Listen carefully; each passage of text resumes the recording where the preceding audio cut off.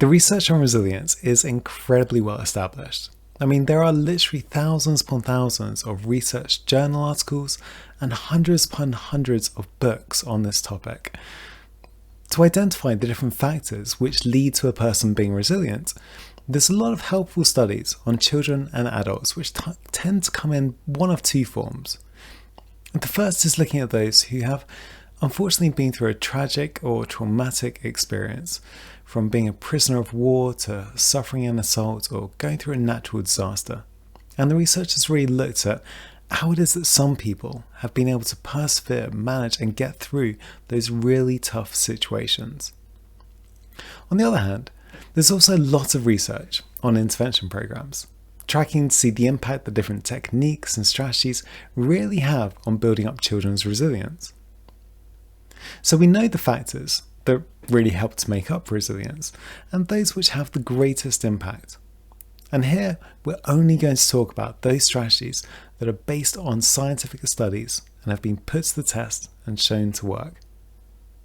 In particular, what we found is that using a model called the 7 C's is really helpful to guide our thinking around this, because this encapsulates resilience within a framework that it's not too broad that it becomes overwhelming. I mean, there are literally hundreds of little factors that make up resilience. But equally, it's not too narrow that we end up missing out any kind of key components. As you can see, we can build up children's resilience capacity by looking at the areas of competence, contribution, confidence, connectedness, character, coping, and control. And we also have an E for enjoyment. This is too important not to include, because there has been a lot of research showing that children's enjoyment also holds significant weight in building up their resilience capacity. Now, it's important to note that there are some resilience programs out there which simply tell children and adults to get through it, come on, you can do it, and focus on developing kind of motivational phrases. Now, they're okay for mindset, but unless children have the foundations of resilience, at best what we find is that those children just simply repeat back those phrases, but nothing really actually changes. So what we're looking at here is actually increasing children's resilience capacity. And in doing so, when we then encourage a child to be able to bounce back, we know that they actually have the capacity to do this. When thinking about the 7 C's and the E, the more a child has in each of these areas, the more resilience capacity they have. Now, children don't need to be strong in every single one of these areas to be super resilient. That isn't our aim here. But it is about building up a balance across as many of these as possible, and making sure that there aren't any big gaps which leave children vulnerable. When we're talking about resilience, it's helpful to understand how this overlaps with well-being. After all, the aim of resilience is to maintain children's well-being, especially in the face of adversity or a challenge. Now, an analogy which really helps me to understand how resilience and well-being overlap is to imagine resilience as being a bit like a house. Now, we can improve well-being itself using a range of other approaches and make that house bigger, better, stronger, prettier. But the house itself needs foundations. And in this analogy, the different areas of resilience are the pillars of support for the house. Each of the 7 C's acts like a single pillar of resilience holding up a child's well-being.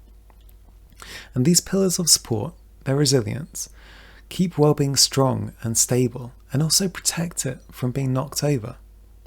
But as you can imagine, the less of these resilience factors we have in place, the more well-being starts to become pretty unstable.